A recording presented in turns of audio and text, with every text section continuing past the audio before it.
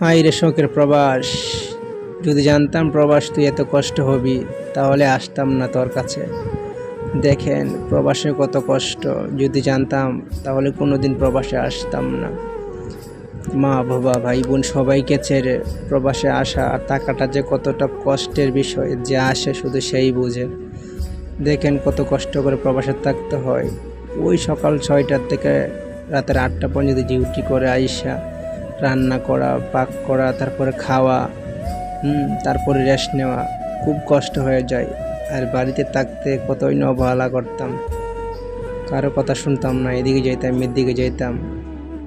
শুধু এই ভিডিওটা বন্ধু বান্ধবের জন্য, দেখো প্রবাসে কতটা কষ্ট। অবশ্যই আপনাদের বন্ধু বান্ধব যারা প্রবাসে আসতে চাই তাদেরকে ভিডিওটা সেন্ড করে দেবেন, যে প্রবাসে আসলে কতটা সুখ, কতটা শান্তি তারা দেখুক। দেখেন প্রবাসে কতটা কষ্ট। আপনার ভিডিওটা না দেখলে বিশ্বাস করবেন না, অবশ্যই ভিডিওটা বেশি করে শেয়ার করে দেবেন।